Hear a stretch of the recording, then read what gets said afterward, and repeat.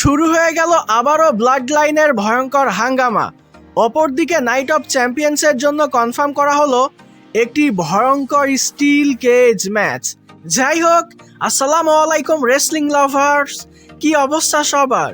শেষ হয়েছে আরও একটি মানডে নাইট রয়ের শো, আর এই ভিডিওতে আজকে হওয়া মানডে নাইট রয়ের সম্পূর্ণ রিভিউ করব। ভিডিও ভালো লাগলে ভিডিওতে লাইক দিবেন, চ্যানেলে নতুন হয়ে থাকলে চ্যানেলটি সাবস্ক্রাইব করে দিবেন।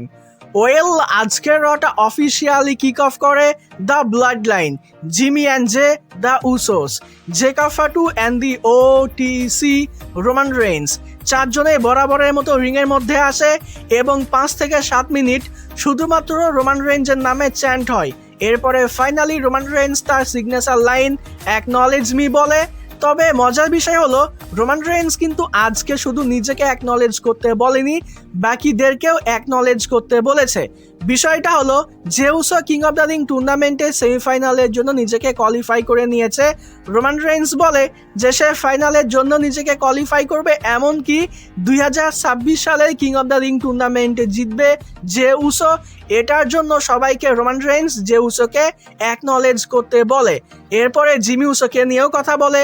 সে বলে যে জিমি উসো আমাদের ফ্যামিলি, আমাদের ব্লাড লাইনের জন্য অনেক কিছু করেছে।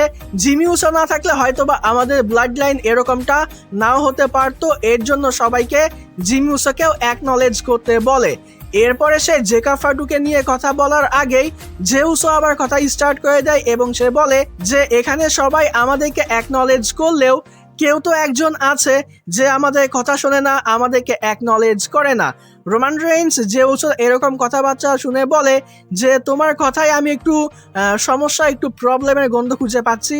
এরপরে সে জেকা ফাটুর সামনে ফেস টু ফেস হয়ে যায় এবং জেকা ফাটুকে বলে তুমি কি টুইন্সদের কথা শুনতেছো না? জেকা ফাটু রোমানের হাত থেকে মাইক্রোফোনটা কেড়ে নেয় এবং বলে যে দেখো, আমি অ্যাকনলেজ করেছি একজনকে, আমি যদি কারো কথা শুনি তাইলে সেটা হবে ওটিসি রোমান রেঞ্জের। আমি রোমান রেঞ্জের অর্ডারই ফলো করব, আমি শুধুমাত্র রোমানের কথাই শুনবো। আর এটা শোনার পরে কিন্তু রোমান রেঞ্জ কোনো রিয়্যাক্ট করে না, সে কিন্তু রাগ করে না, উল্টো সে কিন্তু খুশি হয় এবং জেকা ফাটুকে বলে গুড, এটা ভালো। এরপরে সে একটা উলাফালা নিয়ে আসে। তবে এই উলাফালাটা কিন্তু রোমানের উলাফালার থেকে একেবারেই ডিফারেন্ট ছিল এবং এটার কালারটাও কিন্তু অন্যরকম ছিল। আর এই উলাফালাটা কিন্তু রোমান রেইন্স নিয়ে এসেছিল জেকা ফাটুর জন্য। তবে জেকা ফাটুকে এই উলাফালাটা পরিয়ে দেওয়ার আগে সে তাদের ফ্যামিলি, সে তাদের ব্লাড লাইনকে নিয়ে অনেক কিছু বলে, অনেক বড় বড় লেজেন্ডের নাম এখানে মেনশন করে। সে এখানে রিকিশি, উমাগা, ইউকোজোনা এদের নাম মেনশন করে এবং বলে যে এরা সবাই আমাদের ফ্যামিলি, এরা সবাই আমাদের ব্লাড লাইন, আমাদের ব্লাড লাইনের অংশ। জেউসো এবং Jimmy Uso the Usos, greatest tag team of all time, এরাও কিন্তু আমাদের ব্লাড লাইনের অংশ। আজ থেকে 20 বছর পরে জেকা ফাটু, তোমার বাচ্চারা এবং আমার বাচ্চারা যখন একসাথে হয়ে এই কোম্পানি, এই বিজনেসকে রান করবে, তখন এরাও কিন্তু ব্লাড লাইনই হবে, এরাও কিন্তু ব্লাড লাইনের অংশই হবে। আর এই ব্লাড লাইন কিন্তু চলতেই থাকবে, এই ব্লাড লাইন কিন্তু শেষ হবে না, এই ব্লাড লাইন চলবে ফরএভার। এরপরে সে জেকা ফাটুকে বলে যে অনেকেই তোমাকে বলে তুমি নাকি আউটসাইডার, তবে না, তুমি আউটসাইডার না, তুমি আমাদেরই একজন। এরপরে সে জেকা ফাটুকে বলে welcome to the family, welcome to the family business, welcome to the blood line. এরপরে উলাফালাটা জেকা ফাটুকে পরিয়ে দেয়, উইথ দ্য ওয়ান সাইন দেখায়। আর এই বিষয়টার জন্য কিন্তু জেউসো এবং জিমি উসো একটু আপসেট ছিল, জেউসো একটু বেশি ছিল। তবে শেষ পর্যন্ত সবাই কিন্তু সেম পেজে এসে যায় এবং সবাই কিন্তু উইথ দ্য ওয়ান সাইন দেখিয়ে সেখান থেকে চলেই যাচ্ছিল। মনে হচ্ছিল যে এই সেগমেন্টটা এখানেই শেষ। তবে না, এই সেগমেন্টটা এখানেই শেষ নয়, এই সেগমেন্টের মধ্যে আরও অনেক মশালা কিন্তু এখনও বাকি আছে। বিষয়টা হলো এক এক করে সবাই চলে যাচ্ছিল এবং রিং সাইডে ছিল ইরেক অ্যান্ড্রে। তো জেউসো জিমি উসোর সাথে হাত মিলায়, রোমানের সাথেও হাত মিলায়। তবে জেকা ফাটু কিন্তু সবার পেছনে ছিল। জেকা ফাটুর সাথে হাত তো মিলায় না, তবে জেকা ফাটুর গলায় যে উলাফালাটা একটু আগে রোমান পরিয়ে দিয়েছিল, এটা নিয়ে নাড়াচাড়া করতে শুরু করে। আর এই বিষয়টাই জেকা ফাটুর পছন্দ হয় না। সে ইরেক অ্যান্ড্রেকে ধরে একেবারে ব্যারিকেডের ওপর দিয়ে নিয়ে আসে, রিংয়ের মধ্যে নিয়ে গিয়ে ইচ্ছা মতো মারতে শুরু করে দেয়। সিকিউরিটি গার্ড এবং অফিসিয়ালসরা আসে জেকা ফাটুকে আটকানোর জন্য। তবে জেকা ফাটু কিন্তু একেবারে টপের উপরে উঠে যায়, একটা মুনসল্টের জন্য সে কিন্তু রেডি হয়ে যায়। তবে রোমান রেইন্স কিন্তু জেকা ফাটুকে বলে যে না, এটা করার কোনো দরকার নাই, মানে জেকা ফাটুকে সে আটকায়। তবে এখানে অ্যাডাম পিয়ার্স যখন বেশি লাফালাফি করতেছিল তখন কিন্তু আবার জেকা ফাটুকে রোমান অর্ডার দিয়ে দেয় যে একে একেবারে শেষ করে দেয়। এরপরে জেকা ফাটু সেখানে একটা মুন সল্ট লাগিয়ে দেয়। জেকা ফাটু সেখান থেকে চলেই যাচ্ছিল, তবে রোমান রেইন্স জেকা ফাটুকে বলে যে এই বিষয়টা দেখতে বেশ মজাই লাগতেছিল, আরও একটা ওয়ান মোর। এরপরে জেকা ফাটু গিয়ে আরও একটা মুন সল্ট লাগায়। আর এটা যখন হচ্ছিল তখন রোমানের চেহারায় যে ইভিল স্মাইল ভাই মারাত্মক ছিল। রোমানের অরা, জেকা ফাটুর ভয়ঙ্করতা এখানে কিন্তু স্পষ্ট বোঝা যাচ্ছিল। মানে এখানে এই সেগমেন্টটা দেখার পরে একটা কথাই মনে হচ্ছে যে এখন রোমানকে আটকানো একেবারেই অসম্ভব, কারণ রোমানের ব্লাড লাইনে যুক্ত হয়েছে জেকা ফাটু। এ কিন্তু ভাই একজন মনস্টার, আর এ কিন্তু রোমানের প্রত্যেকটা অর্ডার ফলো করতেছে। তাই রোমান এখন যেটা ইচ্ছা সেটাই করতে পারে, যা খুশি করতে পারে। আর রোমানকে আটকানোর জন্য কেউ নাই, কারণ রোমানের হাতে আছে তার সব থেকে বড় হাতিয়ার, জেকা ফাটুর মতো একজন মনস্টার। আর এই ব্লাড লাইনে এখন যদি জিলা ফাটু অ্যাড হয়ে যায়, ভাই কি যে ভয়ঙ্করতা চলবে। মানে কোম্পানিতে এখন রাজত্ব করবে ব্লাড লাইন, আমার তো এমনটাই মনে হচ্ছিল। এরপর আমরা কুইন অফ দ্য রিং টুর্নামেন্টের সেমিফাইনালের জন্য ইয়ো স্কাই এবং রাকেল রড্রিগেজের মধ্যে একটা ম্যাচ দেখতে পাই। ভালো একটা ম্যাচ ছিল। রাকেল রড্রিগেজ এবং ইয়ো স্কাই দুজনেই এই ম্যাচের মধ্যে অনেক ভালো পারফর্ম করেছে।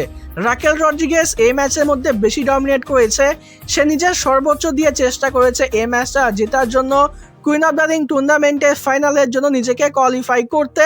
তবে সে কিন্তু এটা করতে ব্যর্থ হয়েছে। উল্টো ইয়ো স্কাই কিন্তু রাকেল রড্রিগেজকে এই ম্যাচের মধ্যে হারিয়ে দেয় এবং কুইন অফ দ্য রিং টুর্নামেন্টের ফাইনালের জন্য ইয়ো স্কাই নিজেকে কোয়ালিফাই করে নেয়। এই ম্যাচটা শেষ হয়ে যাওয়ার পরে আমাদেরকে ব্যাক স্টেজে রক্সেন প্রেজ এবং লিভ মর্গানকে দেখানো হয়, যেখানে লিভ মর্গান বলে যে আজকের রাতে তোমার শার্লেট ফ্লেয়ারের সাথে যে ম্যাচ হবে এই ম্যাচের মধ্যে তুমি শার্লেট ফ্লেয়ারকে একেবারে শেষ করে দিবে, অন্তত আগামী স্ম্যাকডাউনে সেজন্য ভালো মতো কম্পিট করতে না পারে এই ব্যবস্থা তুমি করে দিবে। তো রক্সেন প্রেজ বলে যে হ্যাঁ আমি এটা করব, তোমার এই বিষয়টা নিয়ে চিন্তার কোনো কারণ নাই। এরপরে লিভ মর্গান চলে যায় ডেনহাউজেনের রুমের মধ্যে, মূলত ডেনহাউজেনকে সেট করার চেষ্টা করে, যেহেতু ওবার সাথে আজকে ডমিনিক মিস্টেরিওর একটা ম্যাচ হবে। তো লিভ মর্গান এখানে মূলত ডেনহাউজেনকে বলে যে তুমি একটু ওবাকে কার্ডস মার্স করো, যাতে ওবা এই ম্যাচের মধ্যে ঠিকঠাক কম্পিট করতে না পারে, ডমিনিক এই ম্যাচটা যেন জিতে যায়, এরকম একটা ব্যবস্থা। তবে এখানে ডেনহাউজেন নিজের মতোই বকর বকর করতে শুরু করে। এখানে লিভ মর্গান বুঝতে পারে যে একে দিয়ে আমার কোনো কাজ হবে না, এর জন্য লিভ মর্গান সেখান থেকে চলে যায়। আর এভাবেই এই সেগমেন্টটা শেষ হয়। এরপর আমাদেরকে সেথ রলিন্সের একটা ভিডিও প্যাকেজ দেখানো হয়, যেখানে সেথ রলিন্স ব্রন বেকারকে নিয়ে বলে যে তোমাকে আমি আমার সব কিছু দিয়েছি, অথচ শেষ পর্যন্ত তুমি আমার সাথে বেইমানি করলে।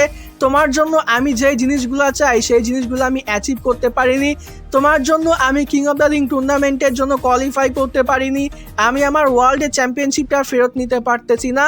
তাই নাইট অফ চ্যাম্পিয়ন্সে ব্রন বেকার আমি তোমাকে একেবারে শেষ করে দিব। তোমার এবং আমার মধ্যে একটা ম্যাচ হবে এবং এটা হবে একটা স্টিল কেজ ম্যাচ, যে ম্যাচের মধ্যে বাইরে থেকে কেউ এসে ঝামেলা করবে না, এরকম করে সেথ রলিন্স বলে। পরবর্তী সময়ে ব্রন বেকারেরও একটা ভিডিও প্যাকেজ দেখানো হয়, যেখানে আবার ব্রন বেকার সেথ রলিন্সকে নিয়ে বলে যে সেথ রলিন্স তুমি তো এতদিন যাবৎ অন্যদের সাথে বেইমানি করে এসেছো, আর এটা যখন এবার তোমার সাথে হয়েছে তখন তোমার কেন এটা জ্বলতেছে, এরকম করে ব্রন বেকার বলে।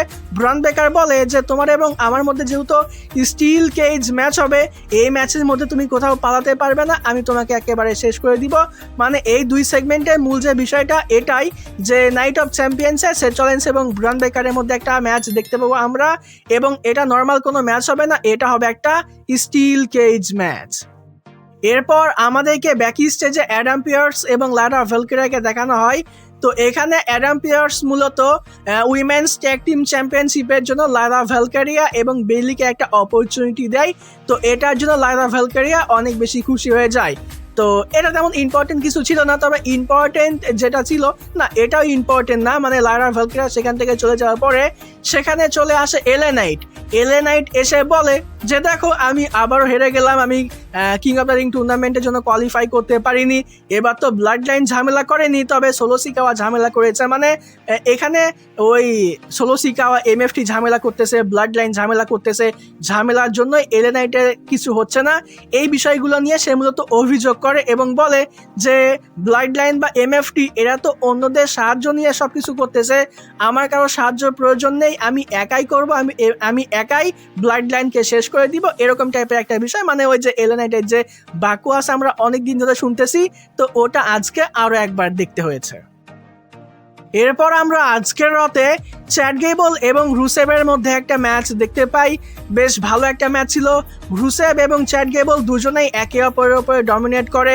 আমরা রুসেভের কাছ থেকে মাস্কা কিক দেখতে পাই, চ্যাট গেবলের কাছ থেকে multiple time German suplex, angle লকও আমরা দেখতে পাই। ম্যাচের মধ্যে এমন একটা সিকোয়েন্স আসে যেখানে চ্যাট গেবল রুসেভকে অ্যাঙ্গেল লকে নেয়। মনে হচ্ছিল যে ম্যাচটা হয়তো বা এখানে শেষ হয়ে যাবে, তবে রিং সাইডে দাঁড়িয়েছিল ইথান পেজ, সে এই ম্যাচের মধ্যে ঝামেলা করে, যার জন্য এই ম্যাচটা শেষ হয় না। তবে শেষ পর্যন্ত চ্যাট গেবল এই ম্যাচের মধ্যে অ্যাঙ্গেল স্ল্যাম এবং অ্যাঙ্গেল লকের মধ্য দিয়েই রুসেভকে হারিয়ে দিয়েছে।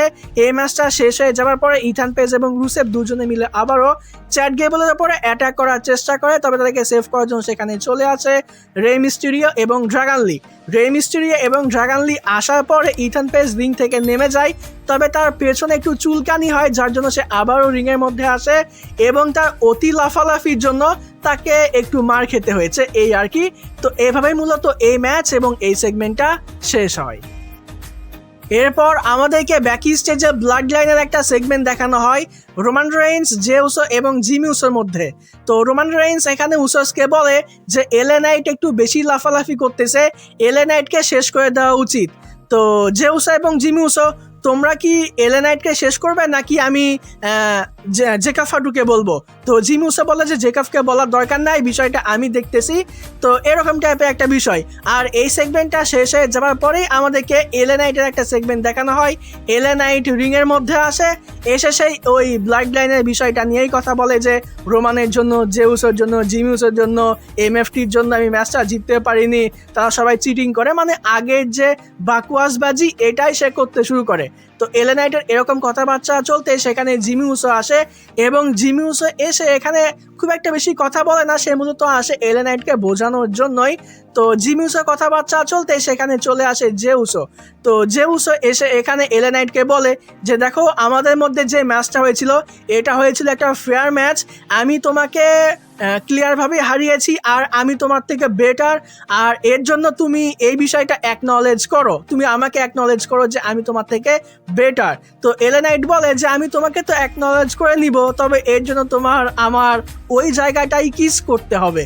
তো এই বিষয়টা আবার জেউসের পছন্দ হয় না, যার জন্য দুজনের মধ্যে ধাক্কাধাক্কি, একটা গরমাগর্মি হয়।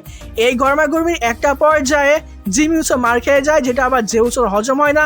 দুজনে মিলে এলএ নাইটকে মারতে শুরু করে দেয়। জেউসো রিং সাইডে চলে যায়, একটা স্টিল চেয়ার নিয়ে আসে, এটা দিয়ে সে মারতে যায়, তবে জিমি উসো আটকায়। আর জিমি উসোর এই আটকানোটাই ভুল হয়ে যায়, যার জন্য স্টিল চেয়ারটা পেয়ে যায় এলএ নাইট এবং এই স্টিল চেয়ার দিয়েই এলএ নাইট জেউসো এবং জিমি উসোকে মারতে শুরু করে দেয়। তবে সেখানে চলে আসে সামওয়ান ওয়ারউলফ, জেকাব ফাটু, সে এসে টঙ্গেন ডেড গ্রিপে নিয়ে এলএ নাইটের গল্প একেবারে শেষ করে দেয়। তো এরকম টাইপের একটা সেগমেন্ট আমাদেরকে দেখানো হয়। এরপর আমরা শার্লেট ফ্লার এবং রক্সেন প্রেসের মধ্যে একটা ম্যাচ দেখতে পাই। ডিসেন্ট একটা ম্যাচ ছিল। শার্লেট ফ্লার এবং রক্সেন প্রেস দুজনেই ম্যাচের মধ্যে ঠিকঠাক পারফর্ম করেছে।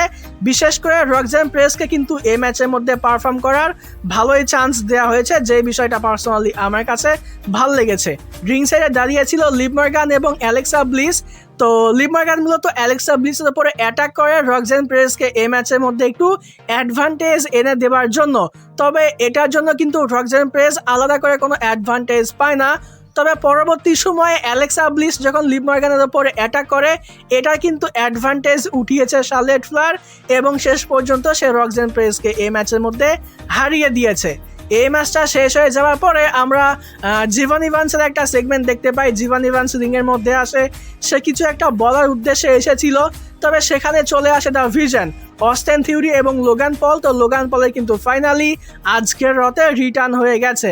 তো লোগান পল এখানে হঠাৎ করে জিভান ইভান্সের কিন্তু অনেক বেশি প্রশংসা করতে শুরু করে যে জিভান ইভান্স হলো জেনারেশনাল ট্যালেন্ট, তার মধ্যে এটা সেটা অনেক বেশি পোটেনশিয়াল আছে। তাই আমি বুঝলাম না যে হঠাৎ করে লোগান পল কেন জিভান ইভান্সের এত বেশি প্রশংসা করতেছে। তবে তারা রিংয়ের মধ্যে যাওয়ার পরে জিভান ইভান্সকে বলে যে তুমি আমাদের ভিশনে জয়েন করো। তখন আমি বুঝতে পারলাম যে এত প্রশংসা মূলত জিভানকে ভিশনে যুক্ত করার জন্য। তবে জিভান ইভান্স কিন্তু এখানে রাজি হয় না, আর যেহেতু রাজি হয় না অস্টেন থিওরি এবং জিভানের মধ্যে, সেখানে একটা ম্যাচ সেট হয়ে যায়। মানে এটা কোনো হইল? কি আর বলবো এই বিষয়টা নিয়ে।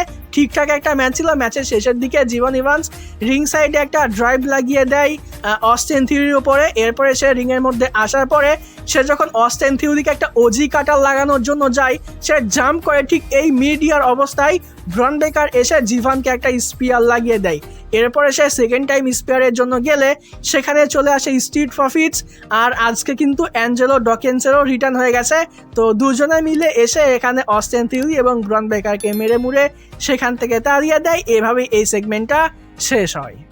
এরপর আমাদেরকে ব্যাকি স্টেজে রোমান রেইন্স এবং জেকা ফাটুর মধ্যে একটি সেগমেন্ট দেখানো হয়। তো এই সেগমেন্টের মধ্যে জেকা ফাটু এসে রোমান রেইন্সকে বলে, এই যে আমি এলএ নাইটের ওপরে অ্যাটাক করলাম এটার জন্য কিন্তু জেউসা এবং জিমিউসা খুশি নয়।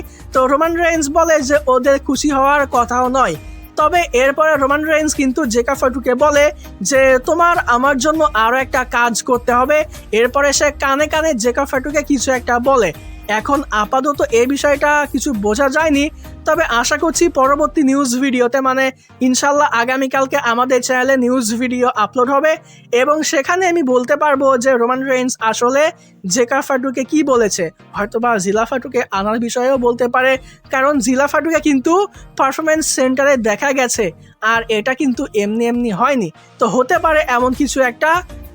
আর আমার ভয়েসটা একটু অন্যরকম শোনাতে পারে কারণ একটু গলায় সমস্যা হয়েছে, ঠান্ডা লাগছে, আপনারা এই বিষয়টা বুঝতেছেন।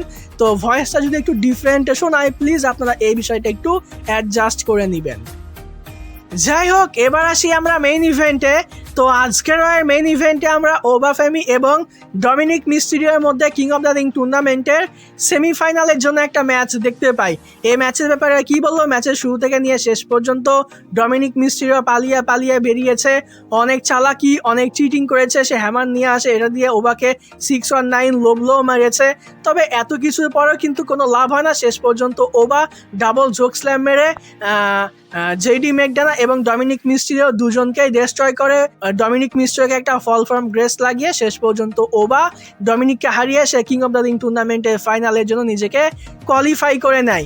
এই ম্যাচটা শেষ হয়ে যাওয়ার পরে ওবার কাছ থেকে আমরা একটা ছোট প্রোমো সেগমেন্টও দেখতে পাই, যেখানে ওবা বলে যে আর শুধুমাত্র একটা ম্যাচ, এই ম্যাচটা জিতে নিলেই আমি হয়ে যাব 2026 সালের কিং অফ দ্য রিং টুর্নামেন্টের উইনার, আমি হব কিং। এটার জন্য হয়তোবা আমার সামনে জীবন ইভান্স অথবা জেউসও আসতে পারে।